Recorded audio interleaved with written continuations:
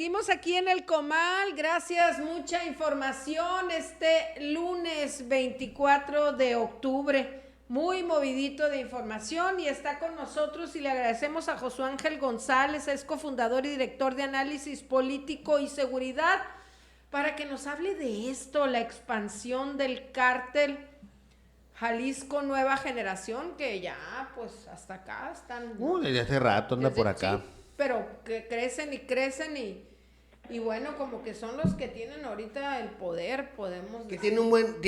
pues hoy vamos a hablar con el especialista como una especie de modelo de negocio que pues le ha servido para su expansión, pero ¿quién mejor que pues nuestro especialista para platicarnos de esto, Josué Ángel González? Adelante, Josué, buenas tardes.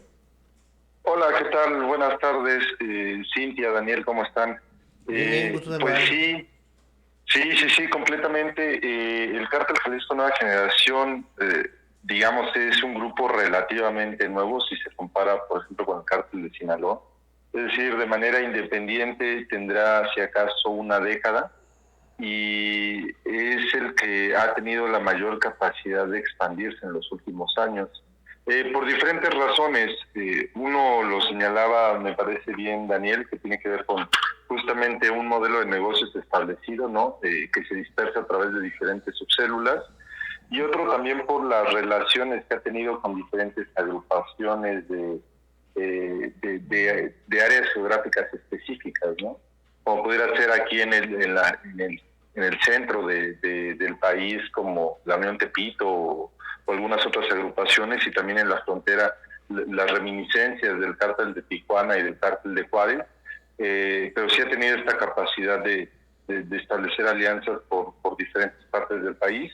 Y bueno, digamos, se establece esto claramente en los documentos que recién aparecieron, el resultado de Guacamaya Leaks, que publicó particularmente el Universal este fin de semana, y donde dan a conocer justamente la geografía en la distribución del crimen organizado, que es muy interesante, ¿no? Resalta fundamentalmente la presencia del cártel de Sinaloa y del cártel Jalisco Nueva Generación como las dos grandes agrupaciones dominantes del país.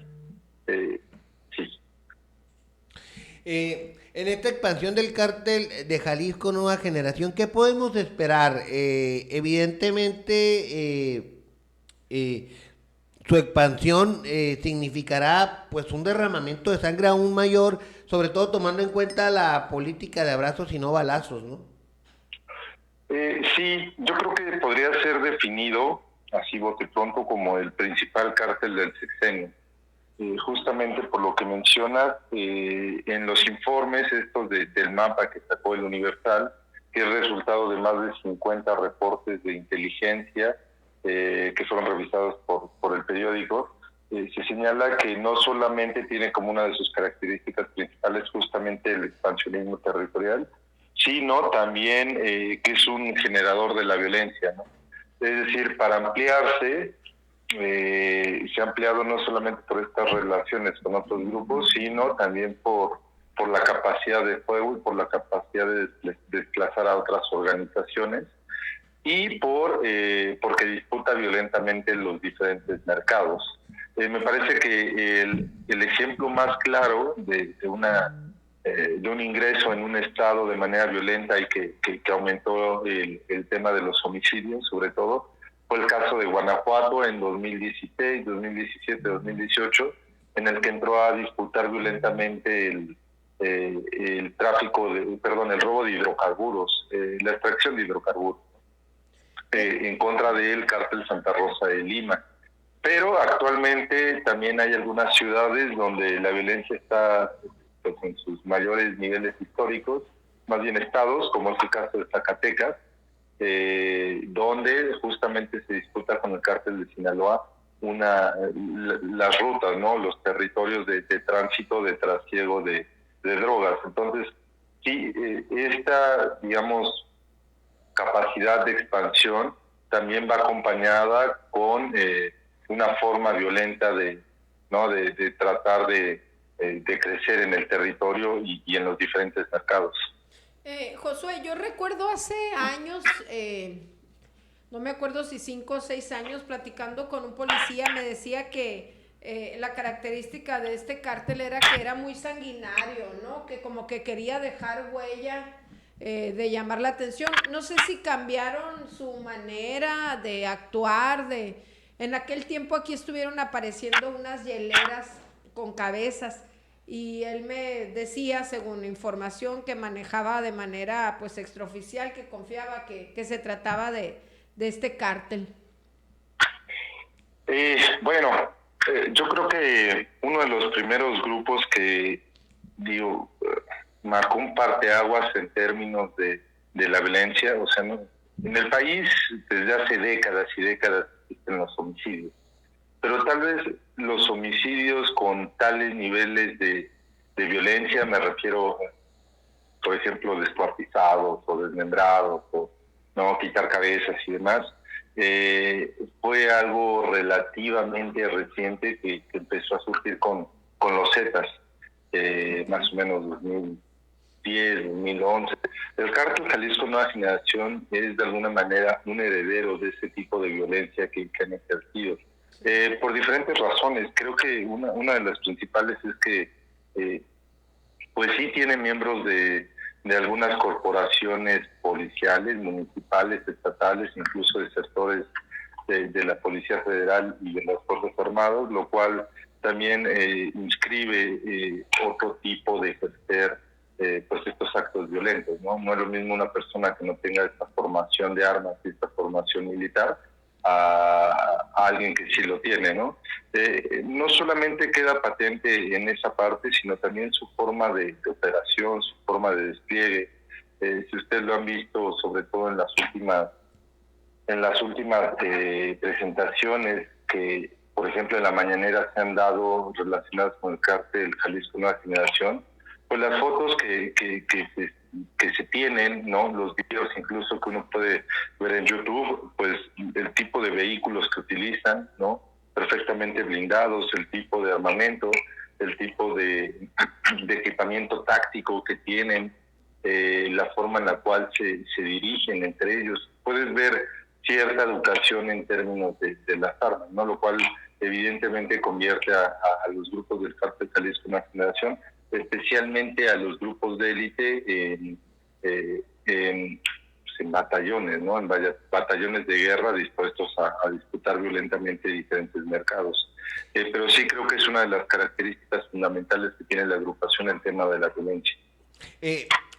También hablando en el tema del negocio, Josué Ángel, pues el fentanilo es uno de los grandes negocios que tienen los cárteles en la actualidad y un negocio muy redituable económicamente. Se habla de que la producción de 1 kilo de fentanil que puede ir por los $10,000, cruzando la frontera al otro lado, se vuelve hasta en $1,000,000, dependiendo pues también de los niveles de producción y de la calidad del producto.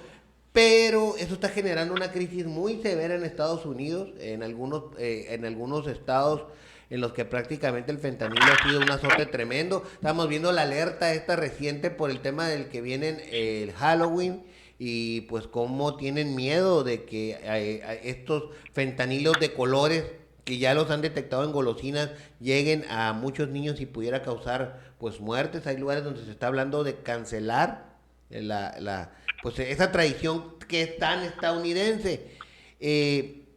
¿A qué voy con esto? El fentanilo también está ya quedándose en México, y lamentablemente es una crisis muy profunda y es una droga muy adictiva que puede generar que el ya de por sí trasteado, ¿cómo le llaman? Al tejido social, pues ahora sí quede irreparable. Josué Ángel, ¿cómo ve usted esto y la influencia que en ese mercado tiene especialmente el cártel de Jalisco?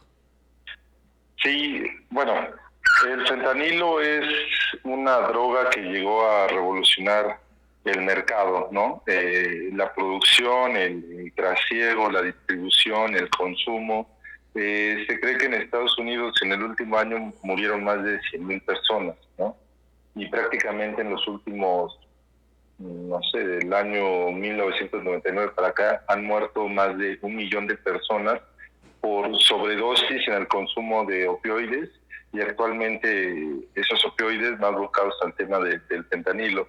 Yo creo que es una droga que llegó para quedarse, ¿no? Es una droga que no solamente es cara, muy cara, ¿no? Altamente redituable, sino también es relativamente fácil de pasar por la frontera. Imagínense que requieren toneladas y toneladas de cocaína o de marihuana para obtener la misma cantidad de dinero que solamente con 1 kilogramo de fentanilo. Es decir, ese kilogramo de fentanilo lo puedes pasar con 10 mulas que lleven 100 gramos cada uno, ¿no? Okay. Y que es muy difícil que las autoridades, sean mexicanas o de los Estados Unidos, puedan detectarlo, y el potencial que tiene, como bien lo señalabas, de 1 kilogramo de fentanilo, pues son de literal cientos de miles de pastillas, porque necesitas 1 gramo o menos para hacer que una pastilla de fentanilo pueda tener un efecto adecuado, o digamos este efecto psicoactivo en una persona. Es decir, está causando que los grupos mexicanos se enriquezcan y la crisis de salud por parte de los Estados Unidos. Este fentanilo tenía como característica que habitualmente estaba siendo, digamos, había diferentes formas de presentarlo, ¿no? Había en polvo, en pastilla, en líquido, en otras modalidades, pero digamos la forma más común hasta hace unos meses era una pastilla azul, que estaba muy relacionada con la oxicodona. Las últimas alertas que ha emitido la DEA justamente están relacionadas con el famoso fentanilo arcoíris, ¿no? Que son una serie de pastillas de diferentes colores, que sí estaban siendo consumidos, eran altamente atractivos dado su similitud con algunos dulces, por niños, o sea, eran atractivos y los llegaron a consumir, y se empezaron a registrar las primeras muertes por sobredosis de menores de edad. ¿Esto de qué te habla? Pues de que los grupos criminales tienen tanto producto, que están buscando ampliar también su base consumidora, ¿no? Eso es sumamente peligroso. Pero, digamos, de la parte de Estados Unidos ya existe un comité establecido que integra una gran cantidad de dependencias, cuando menos 10 yo tengo identificadas, para manejar la crisis por opioides. Pero el caso mexicano, del lado mexicano, pues seguimos teniendo muchas problemáticas en el ingreso de los precursores químicos, en la producción de la droga, ¿no? En el tránsito de la misma, en el paso a través de la frontera. Entonces, no hay como señales de cómo pudiera ir hacia abajo el tema del fentanilo ni en esta época, como tú dices, que es la época de Halloween, donde bien se podrían dar este tipo de pastillas, pero tampoco hacia el futuro, ¿no? No queda clara la política del gobierno mexicano para la atención de esta sustancia. Pero bueno, no solamente es el tema del fentanilo, sino que en realidad el Cártel Jalisco Nueva Generación realiza cualquier actividad que sea lucrativa para ellos. Sí, de hecho, entonces acá sí en es mucho más amplio. ya está en trasiego de indocumentados, se ha documentado también que está en el tráfico de armas, y pues las posibilidades son infinitas, ¿no?